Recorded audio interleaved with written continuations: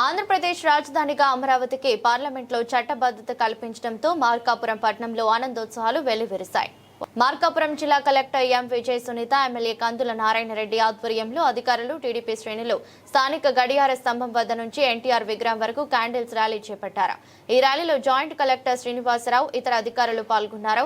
Rally అనంతరం ఎన్టీఆర్ విగ్రహం వద్ద కలెక్టర్ ఎం విజయ సునీత, జాయింట్ కలెక్టర్ శ్రీనివాసరావుతో కలిసి ఎమ్మెల్యే కందుల నారాయణ రెడ్డి కేక్ కట్ చేశారు. అధికారులు, టీడీపీ శ్రేణులు ఒకరికొకరు కేక్ తినిపించుకుంటూ ఆనందం వ్యక్తం చేశారు. ఈ సందర్భంగా ఎమ్మెల్యే కందుల నారాయణ రెడ్డి మాట్లాడుతూ పార్లమెంట్లో అమరావతికి రాజధానిగా చట్టబద్ధత కల్పించడంతో 5.5 కోట్ల ఆంధ్రప్రదేశ్ ప్రజల ఆకాంక్ష నెరవేరిందన్నారు.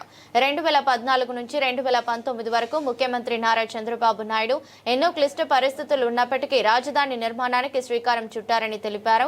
ఆ తర్వాత అధికారంలోకి వచ్చిన వైఎస్ జగన్మోహన్ రెడ్డి 3 రాజధానుల ప్రతిపాదనతో అమరావతి అభివృద్ధి ఆగిపోయిందన్నారు. అమరావతి రైతులు నిర్వహించిన యాత్రకు రాష్ట్ర వ్యాప్తంగా ప్రజలు మద్దతు తెలిపారని, రైతుల పోరాట ఫలితంగానే అమరావతి రాజధాని అంశం మళ్లీ బలంగా ముందుకు వచ్చిందన్నారు. ప్రస్తుతం ముఖ్యమంత్రి చంద్రబాబు నాయుడు ప్రణాళికాబద్ధంగా అమరావతి నిర్మాణ పనులు చేపడుతున్నారని, రహదారులు, మౌలిక వసతులు, కీలక భవనాల నిర్మాణం జరుగుతోందన్నారు. భవిష్యత్తులో అమరావతికి ఎలాంటి ఇబ్బందులు కలగకుండా అసెంబ్లీలో తీర్మానం చేసి పార్లమెంట్లో చట్టబద్ధత కల్పించారని తెలిపారు.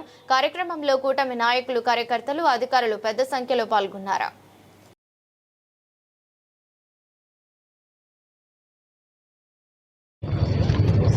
ఆంధ్రప్రదేశ్ రాష్ట్ర ప్రజలు, రైతులు వీరందరి పోరాటం, అదేవిధంగా త్యాగాల ఫలితంగా ఏర్పడినటువంటి అమరావతి రాజధాని ప్రాంతానికి ఈరోజు చట్టబద్ధత లభించింది.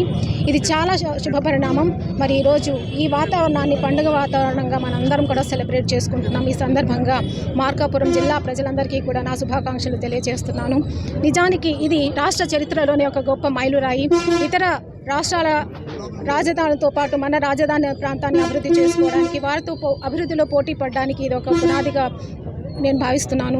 తప్పనిసరిగా మన మార్కాపుర జిల్లాని కూడా ఇది జిల్లా అభివృద్ధిని కూడా వేగవంతం చేయడానికి ఈ చర్య అనేది తోడ్పడుతుందని భావిస్తున్నాను. ఈ సందర్భంగా మరోమారు మరి జిల్లా ప్రజలందరికీ కూడా శుభాకాంక్షలు తెలియజేస్తున్నాను. Thank you. అందరికీ నమస్కారం.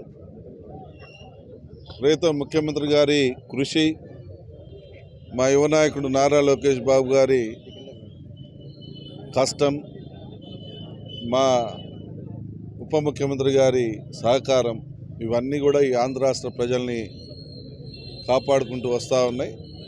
అందులో భాగంగానే ఈరోజు మన ఆంధ్ర రాష్ట్రానికి రాష్ట్ర రాజధానిగా అమరావతిని నిర్ణయిస్తూ కేంద్ర ప్రభుత్వం చట్టం చేయటం ఈ ఆంధ్ర రాష్ట్ర ప్రజలందరికీ కూడా సంతోషించదగ్గ విషయం. గత పాలకులు 3 ముక్కలాట మాదిరిగా 3 రాజధానులు అని చెప్పి ఈ రాష్ట్ర ప్రజల్ని అధోగతి పాలు చేసింది కూడా కాకుండా, మళ్ళా ఇప్పుడు సినిమా టైటిల్ పెట్టండి అని చెప్పి మావిగా నన్ను పేరు పెట్టండి ఆంధ్ర రాష్ట్రానికి క్యాపిటల్కి అని చెప్పి ఒక కుళ్ళు జోకులు పేలుస్తూ ఏ రకమైనటువంటి నీచానికి ఒడిగట్టారో దీన్ని బట్టి అర్థమవుతా ఉంది.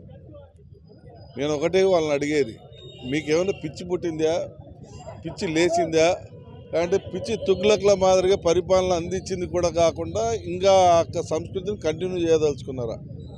ఎందుకు మీరు ఈ రాష్ట్ర ప్రజల జీవితాలతో ఆడుకుంటున్నారో ఈ రాష్ట్ర ప్రజలకు సమాధానం చెప్పాల్సిన అవసరం ఉంది.